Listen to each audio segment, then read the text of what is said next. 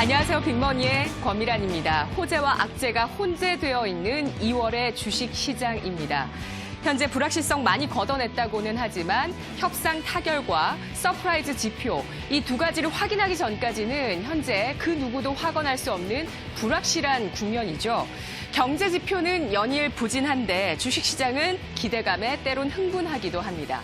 2220선이 저항선으로 현재 여겨지고 있고 그런 가운데 어제 오늘 2200선을 떠받친 것은 또 기관이었습니다.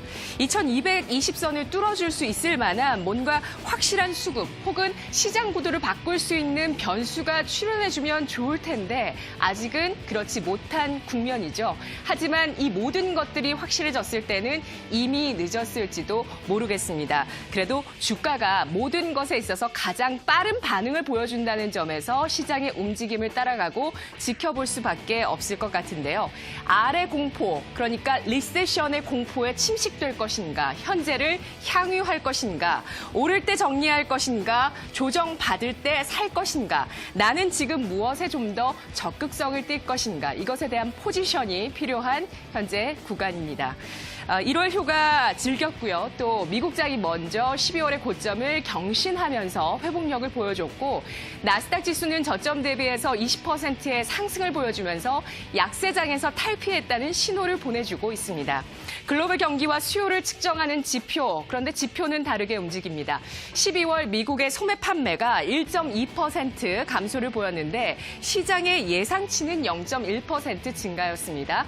셧다운 여파가 있었다. 일시적이었다라는 분석이 있습니다. 물론 일시적일 가능성도 있겠죠. 하지만 미국 소비 부진은 악재일 수밖에 없습니다.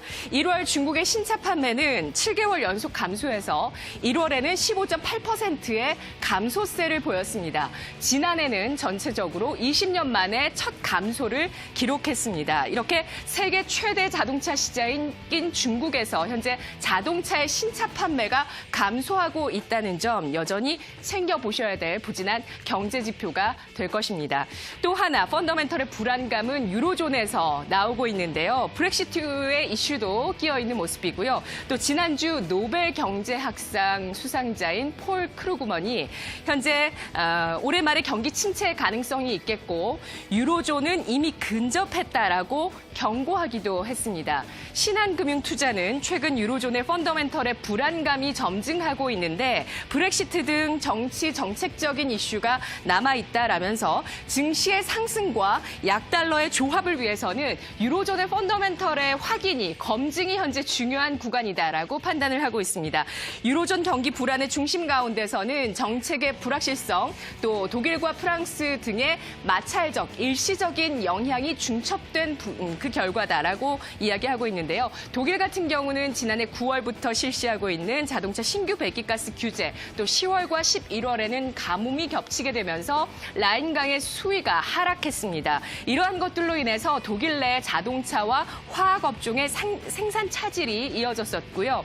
이것 때문에 4분기 독일의 산업 생산이 1.5% 하락으로 이어졌습니다. 프랑스는 노란조끼 시위 등의 정치적인 이슈에 따라서 일시적으로 소비를 제약하고 있는 국면이다라고 분석을 하고 있는데요. 신한금융투자 마찰적인 영향은 차츰 해소될 것이다. 경기와 실적 등 펀더멘털의 부진은 올해 2분기가 정점이 될 전망이다. 그리고 이 시기 2분기부터는 유럽 주식에도 관심을 가져보자라는 전략을 제시하고 있습니다.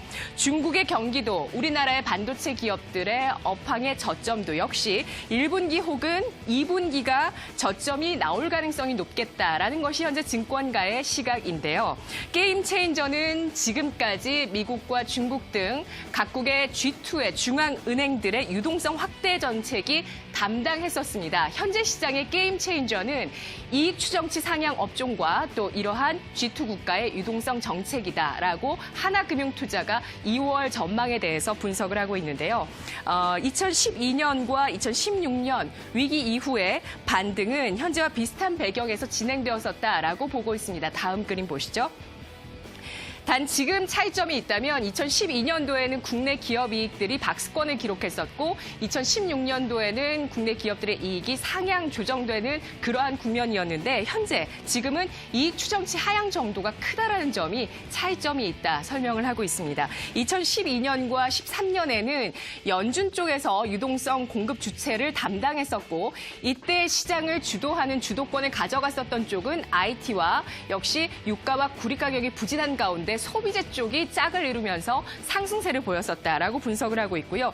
2016년과 17년에는 유동성의 공급 주체가 중국이었는데 이때 당시에 주도주는 시클리컬이었다라고 판단하고 있습니다.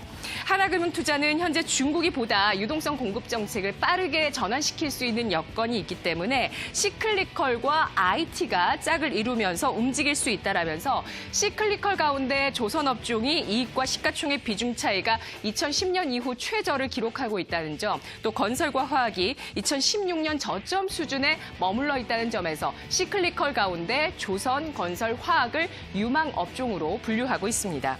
다음 격언 보겠습니다. 주식 투자로 돈을 벌기 위해서는 주가 하락에 대한 두려움 때문에 주식시장에서 서둘러 빠져나오지 않아야 한다. 최적의 투자 시점을 연구해서 주가가 오를 것이란 확신이 들 때 시장에 들어갔다가 전망이 불확실해지면 시장에서 빠져나오는 사람보다는 오히려 경제와 시장 상황에 무심한 채 계획에 따라 정기적으로 투자하는 사람들이 더 좋은 성과를 얻는다. 피터 린치의 말인데요. 많은 투자의 경험이 뒷받침되었을 때 이 말이 좀 더 정확하게 와닿을 수 있을 것 같습니다. 모두가 확신을 가질 때는 오히려 위험한 순간이 될 수 있고요. 고점인 경우가 많습니다. 주가 흐름이 모호한 지금 어쩌면 기회가 지나가고 있을지도 모르고요. 그 기대 심리에 뒷받침되는 이슈가 나오지 못했을 때는 되려 위험해질 수 있겠죠. 투자는 매달 매주 정기적으로 하는 것이 오히려 좀 더 유리할 수도 있고요. 불확실할 때 들어가고 확실할 때 오히려 나오는 것이 좀 더 유리한 전략이 될 수 있습니다. 오늘도 대북 이슈가 속도감 있게 전개되고 있습니다. 간밤 CNN에서는 미국과 북한이 연락관을 교환하는 방식으로 북미 간의 공식적인 외교 관계를 구축하는 점진적인 조치가 나올 것이다라고 소식통을 인용해서 보도하기도 했었고요. 문재인 대통령은 처음으로 금강산 관광을 입에 올렸습니다. 바로 어제 2차 북미 정상회담에서 비핵화와 북미 관계 정상화에 큰 진전이 있을 것이라면서 남북 경협이 시작된다면 가장 먼저 시작할 수 있는 것이 금강산이다라고 이야기를 했습니다. 그리고 오늘 밤 10시 트럼프 대통령과 문재인 대통령은 전화 통화를 통해서 2차 북미 회담의 의제에 대해서 긴밀하게 교류할 전망이라고 하는데요. 자, 이 가운데 있는 금강산과 건설 사이에 있는 현대그룹주 살펴보겠습니다. 앞서서 시클리컬, 남북경협 또 우리 정부의 정책 가운데 SOC 투자 관련해서 이 모든 모멘텀이 모아지는 쪽은 건설인데요. 현대건설의 주가 살펴보겠습니다. 지난 5월 말에 79,400원대의 주가 고점을 기록한 이후에 최근 들어서 반등을 보여주긴 했지만 이 고점을 넘어서는 경신하는 움직임 보여주지 못했습니다. 오늘 주가는 63,600원 선에서 아주 소폭 1% 정도의 상승을 보여주고 있는 모습인데요. 정배열의 전환 시도가 조금씩 나오고 있는 것 말고는 특별한 주가의 징후가 나타나지 않고 있습니다. 오늘은 핵심주로 현대건설, 이 밖에 현대그룹주 방점을 찍어보면서 오늘 이야기 마무리해보겠습니다. 이 시각 주요 경제 뉴스 오상혁 아나운서입니다.